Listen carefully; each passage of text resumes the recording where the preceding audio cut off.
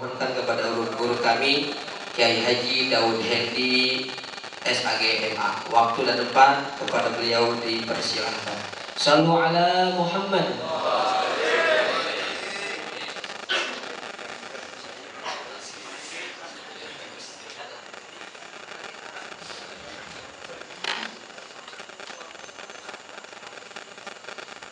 Assalamualaikum warahmatullahi wabarakatuh.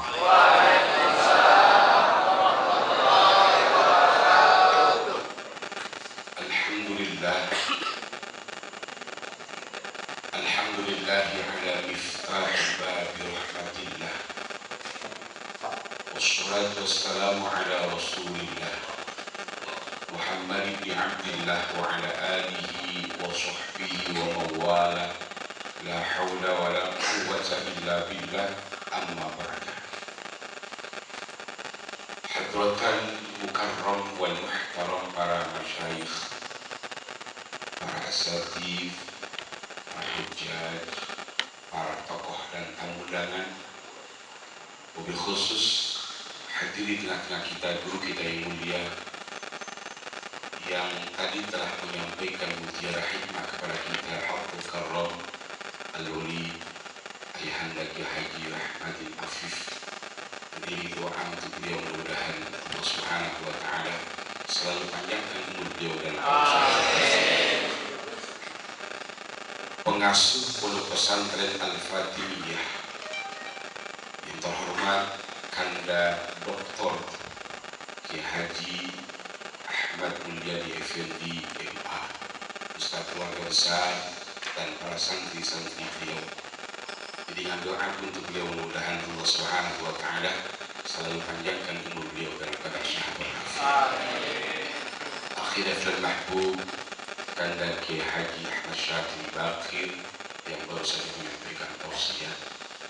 Adinda Ustaz Fajar Maulana, Adinda Ustaz Fitro, Kanda Kiai Haji Ujad Badruddin Ansor yang ada di sebelah kanan atas saya yang terkenal dengan lakopnya Kiai Preto. Kemudian Adinda Ustaz Rudin, Abang Dr. Anda, kemudian Adinda Ustaz Syukran Mahmud, Adinda Ustaz Malik, Adinda Ustaz Zaid Zahruddin atau yang terkenal dengan Ustaz Uje, kemudian Sahibul Adinda Ustaz Ni'an Mustafa Al-Hafid, wabil khusus yang lagi gilang, yang lagi bahagia, yang lagi senang, Adinda Ustaz Rusli Effendi. Hadirin jemaah Majelis Walimatul Aqiqah yang berbahagia, juga Ananda Ustaz Muhammad Taufik yang biasanya suara-suaranya begitu menggema di YouTube dan sebagainya. Hadirin, berbagai macam mutiara hikmah sudah kita dengarkan dari pembicara-pembicara kita. Intinya adalah amanah yang paling besar, amanah yang paling berat yang Allah titipkan kepada kita sebagai hambanya ketika Allah titipkan yang namanya anak. Dengan sebab anak inilah nanti berapa banyak orang tua yang akan dimasukkan ke dalam surga. Dengan sebab anak juga nanti berapa banyak orang tua yang akan dimasukkan ke dalam neraka jahanam. Malam hari ini lewat acara Walimatul Aqiqah kita punya keluarga, teman dan sahabat Adinda Ustaz Rusli Effendi, bagian daripada keluarga besar lembaga dakwah Nahdlatul Ulama Kota Bekasi, mengundang kepada kita satu yang beliau minta, doa. Apa sebabnya? Ketika Al-Walid Ayahanda Kiai Haji Rahmadin Afif menjelaskan begitu lebarnya, ditambah dengan Kanda Kiai Haji Ahmad Syakir Bakir begitu luar biasanya, yang jadi pertanyaan kita adalah bagaimana kepada kita yang hadir pada kesempatan malam hari ini, orang-orang tua yang telah diamanahkan anaknya untuk bisa menciptakan, menjadikan anak-anak yang soleh dan solehah, itu prosesnya kayak apa? Nggak semudah apa yang kita bayangkan membalik tangan kita, tidak semudah apa yang kita bayangkan, susah. Dari proses awal mencari jodohnya aja udah diajarkan oleh baginda Rasul. Kalau kata guru-guru kita hari ini jangan sembarangan. Bukan hanya sebatas hadis yang Rasulullah sampaikan kepada kita. Ini hadisnya hadis sahih. Tunkahul mar'ah di arba' ila akhir hadis. Bukan hanya sebatas kita cari bagaimana agamanya, bagaimana raut wajahnya, bagaimana keturunannya, bagaimana ekonominya. Yang paling penting di antara yang telah dijelaskan oleh baginda Rasul ketika mencari jodoh adalah ketika dia satu akidah dengan kita. Mengapa? Karena banyak orang tua yang fahamnya aswajah ahlus sunnah wal jamaah. Dia cinta terhadap yang namanya baginda Rasul lewat bacaan salawat. Dia cinta terhadap ajaran-ajaran orang-orang tua kita lewat bacaan zikir, tahlil, wa tahmid, wa takdis. Ketika mendapatkan salah jodoh, beda faham, udah ikut ujung-ujungnya orang tua udah bakal takut dan taat. Jadi sampai kapanpun ini penting.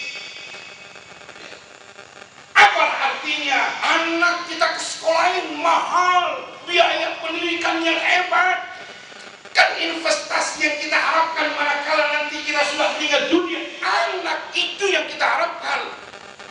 Kalau anak yang selama ini kita urus, ketika nanti kita meninggal dunia kagak dia baca doa, dia lupa sama kita. Lantas apa yang kita harapkan dari apa yang Allah titipkan kepada kita? Maka proses menciptakan anak ini tidak semudah apa yang kita bayangkan. Hadirin jemaah yang berbahagia, 7 menit lagi. 8 jam 10 selesai. Kayaknya ngomong gitu.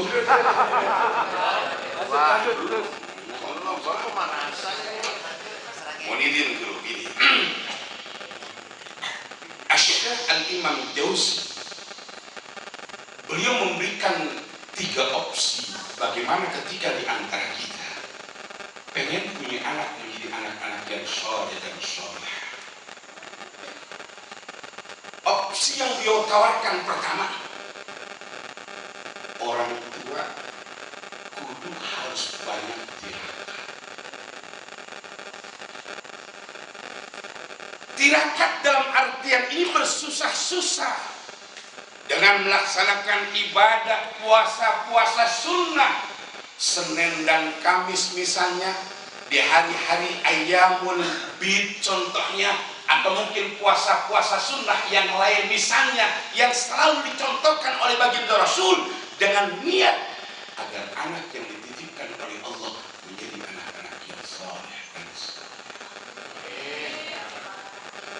Lihat orang-orang tua kita dulu, kalau yang namanya hari Senin dan Kamis, beliau pasti melaksanakan ibadah puasa, kagak pernah tanya dalil macam-macam sama gurunya, karena gurunya cuma pesen, hadirin, manakala engkau pengen punya anak yang baik, yang nurut, yang bakti, banyaklah ibadah puasa sunnah Senin dan Kamis. Itu jamaah kagak pakai tanya, mohon maaf guru, itu dalilnya.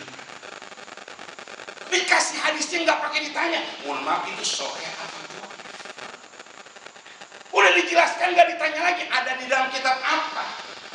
Nggak pakai banyak tanya, yang penting eksekusinya jadi. Orang sekarang kan nanya mulu nanya.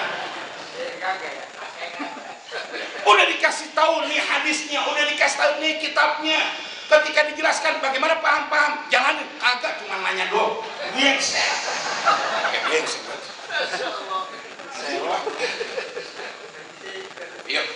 Monidin, introspeksi. Siapa yang tidak kenal dengan Al-Imam Syafi'i radhiyallahu anhu?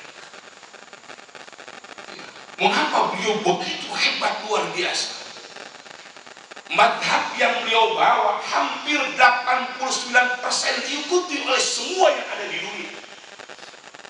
Kecerdasan beliau didasari karena beliau punya ibunda yang tidak pernah lupa dan lepas untuk selalu ibadah di hadapan Allah. Di antaranya adalah yang dilakukan oleh orang tuanya, selalu melaksanakan perintah-perintah Allah dan Rasulnya lewat puasa sunnah.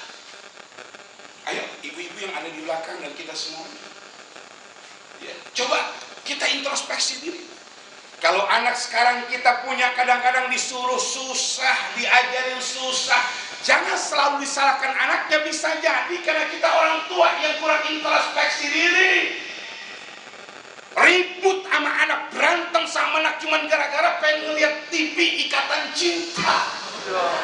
Jarang diantara kita yang meneteskan air mata karena perbuatan dosa yang kita perbuat di hadapan Allah. Jarang diantara kita meneteskan air mata karena perbuatan salah kita di hadapan Allah. Nangisnya kita karena ibu-ibu melihat si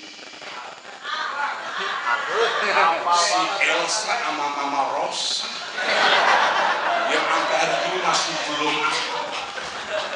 Padahal mama yang ada di belakang sama yang namanya si Elsa gedegnya luar biasa. Ya, tapi sekarang kesian, apa sebabnya? Lagi hamil 4 bulan di penjara. Mengapa? Karena Nino lepas tangan. Mengapa lepas tangan? Karena itu bukan perbuatan Nino. Ini jangan-jangan perbuatan yang ada di tempat ini.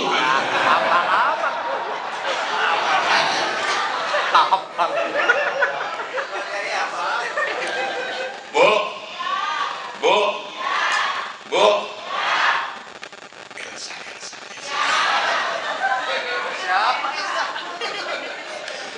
Cuman gara-gara ngeliat TV, betah duduk di depan televisi, dikasih makan kagak, minum kagak, kuat sampai berjam-jam. Lah kirain acara walimatul akikah baru 2 jam, mama udah mulai.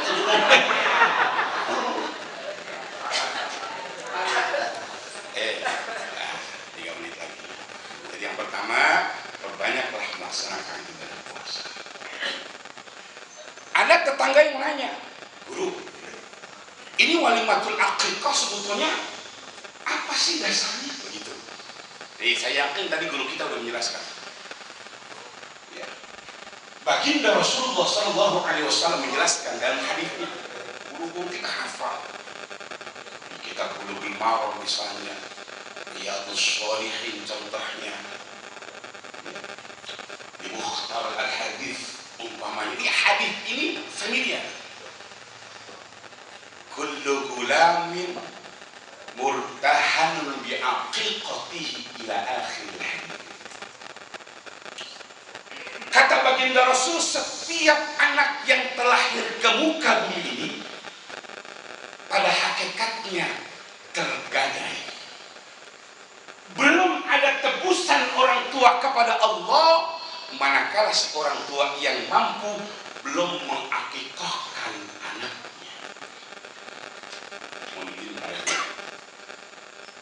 Al-Imam Syafi'i punya murid namanya Syekh Ibnu Ahmad Al-Hambali. Anaknya Al-Imam Ibnu Ahmad Al-Hambali pernah nanya sama babanya, nanyanya begini, kalau bahasa kita orang Betawinya, bah, kenapa? Misalnya saya punya anak, kemudian pas banget di hari ke-7 saya pengen akikah, kagak punya duit. Kira-kira kalau saya ngutang buat akikah, boleh apa kagak? Atau saya nunggu sampai punya uang? Ketika hal ini pernah ditanya oleh putra tercintanya, maka beliau menjawab, hai anakku, di antara perintah Rasulullah SAW yang memiliki dampak positif yang sangat luar biasa adalah ketika kau punya anak, kemudian kau akikahkan. Bahkan kata beliau, ketika kau ngutang buat akikah, itu lebih baik ketimbang kau menunggu, yang pada akhirnya jadi sayang di duit. Kan yang mudah-mudah begitu. Ini akikah laki 2 nih. 1, 2, 4 kambing. 4 kambing nih. Lah kalau kambingnya kayak saya sama kayak satu ini kayak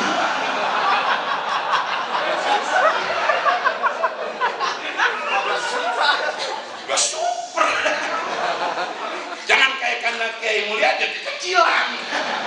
Kecilan. Lo semua. Makanya yang diundang nggak sembarangan, dari mulai kelas berat sampai kelas kecil.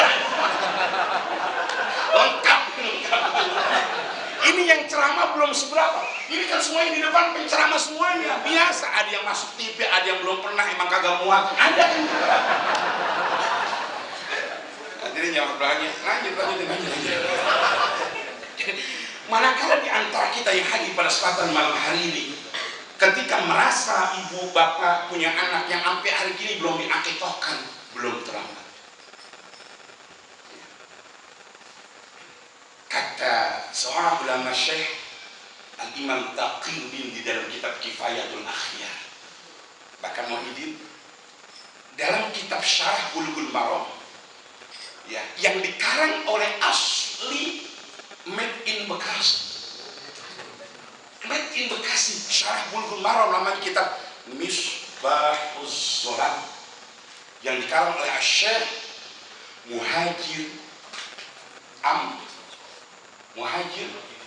Muhajirin Amsar Ad-Dari, pendiri pondok pesantren An-Nida.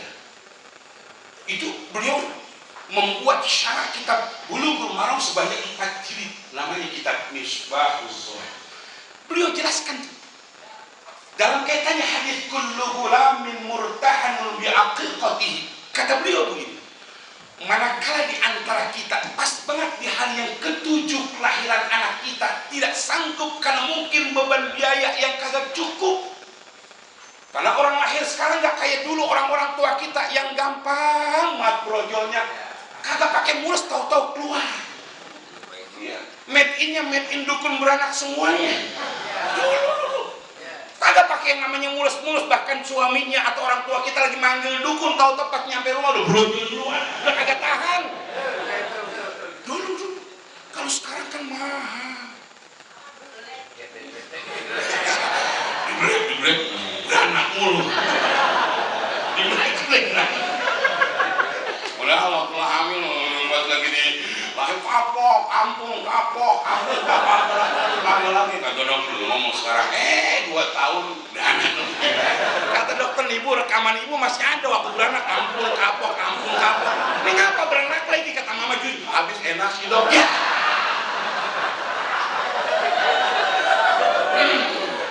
Ini bocah mulu nih. Maaf udah jam 10 rada kesana-sana dikit ya. Hadirin jemaah berbahagia. Jadi yang pertama kembali lagi.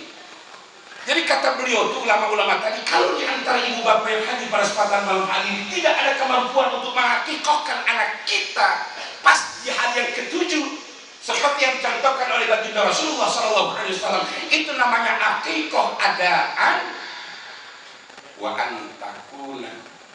Ya, ketika sudah lewat daripada itu, kata beliau ulama-ulama kita, maka boleh kita mengakikahkan anak kita.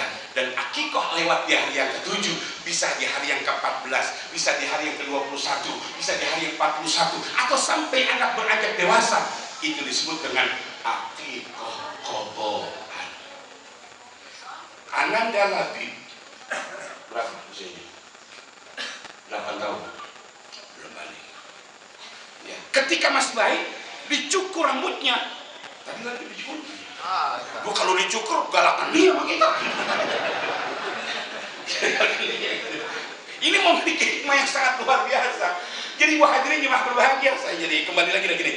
Jadi kalau di antara kita pengen bagaimana punya anak-anak yang nurut, manut, tunduk sama orang tua, kembali kepada kita. Kita orang tua kudu harus banyak riyadhah. Di antaranya adalah perbanyaklah kita untuk melaksanakan ibadah puasa. Kalau kita sudah melaksanakan ibadah puasa, niatkan puasa kita buat anak kita yang di pondok pesantren misalnya, yang lagi sedang sekolah contohnya, atau yang ada di rumah. Ini anak kagak bakal macam-macam. Itu yang pertama. Lantas opsi apa yang diberikan ulama kita? Bagaimana biar anak bisa nurut? Jam 10 lewat 5 menit, mudah-mudahan yang 2-3 nunggu nanti Bang Rusdi punya anak lagi. Terima kasih. Assalamualaikum warahmatullahi wabarakatuh. Jazakallahu khairan katsir.